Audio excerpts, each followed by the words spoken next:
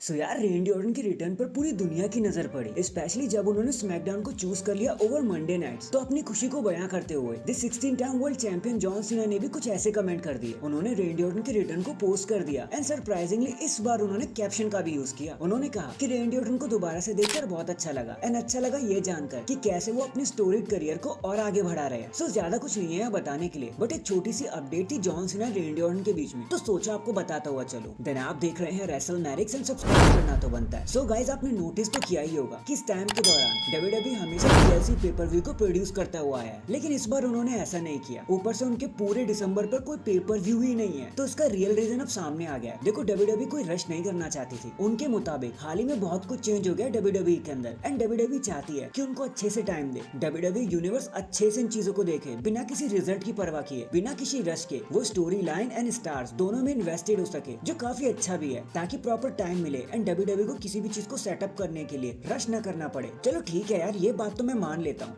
वैसे इस साल WWE ने हेल इन अ सेल को भी डंप कर दिया। अब इसके बारे में क्या कहोगे भाई? बोलो बोलो बोलो, अब कैसे चुप हो गए आप? इसके बाद डेनियल कॉर्मियर ने दी MMA आवर को इंटरव्यू देते हुए देखो क्या बोल दिया। उन्होंने कहा CM पंक का रिटर्न वाज ऑसम, मुझे वो काफी पसंद आया, but at the same time मुझे रेंडी ऑर्टन के लिए बहुत बुरा लगा। देखो हम सब जानते हैं शिकागो सिर्फ पंक की आवाज में ही बात करता है, उनके आगे शिकागो को कुछ नजर ही नहीं आता। रेंडी ऑर्टन का रिटर्न हुआ था, वो अच्छी शेप में थे, बिग चेस्ट और बिग शोल्डर के साथ वो वापस आए थे, बट जैसे ही कल्ट ऑफ पर्सनैलिटी प्ले हुआ, किसी को फर्क ही नहीं पड़ा कि रिंग में कौन खड़ा है। रिंग में खड़े थे द लेजेंड रेंडी ऑर्टन, लेकिन किसी को क्या फर्क पड़ने वाला था? सब तो CM पंक के साथ ही लग गए। काश अभी मैच रिडल होते तो WWE रेंडी ऑर्टन को उनके साथ टैग टीम में डाल देती, एटलीस्ट रेंडी ऑर्टन को अपना एक मूवमेंट मिल जाता। हालांकि रेंडी ऑर्टन ने रॉ पर रिटर्न करके डोमिनिक मिस्टीरियो को हराया, लेकिन CM पंक की आंधी में वो सब कुछ बहकर रह गया। खुद ऑर्टन को भी इसके बारे में काफी बुरा लगा होगा। वैसे देखो बात तो डेनियल आपने एकदम पते की कही है, हम सब भी इस बात को मानते हैं, लेकिन CM पंक इन CM पंक, उनके बस के सामने ना किसी की चलिए ना किसी की चलेगी। तो बात तो सही है भाई। In the end Peter Rosenberg ने HBK शॉन माइकल से सीधा सीधा ही पूछ लिया कि आपके क्या थॉट्स हैं वो बता दो। कैसा लगा आपको पंक को देखकर? क्या अगर आपको उन्हें यूज करने का मौका मिलता तो आप उन्हें यूज करते? जिस पर शॉन माइकल ने क्या दिया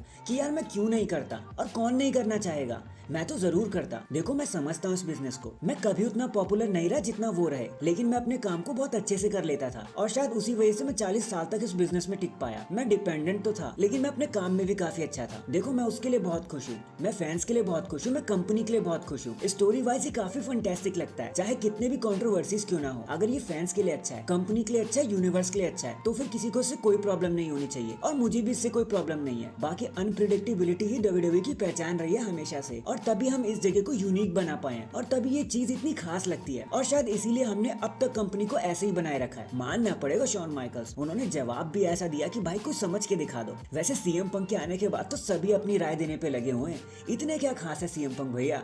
ये या तो हमारा दिल जानता है, भगवान जानता है, या फिर खुद CM पंक जानते हैं। So that is it guys, आज के लिए तो बस इतना ही। आपको क्या लगता है यार, शॉन माइकल के बयान पे जरा सी भी सच्चाई थी? कमेंट करके बताना जरूर। एंड चैनल पर नया है तो चैनल को जल्दी से लाइक एंड सब्सक्राइब कर दो। बाकी मैं मिलता हूँ आपसे किसी और अपडेट के साथ, तब तक के लिए अपना ख्याल रखें और खुश रहें।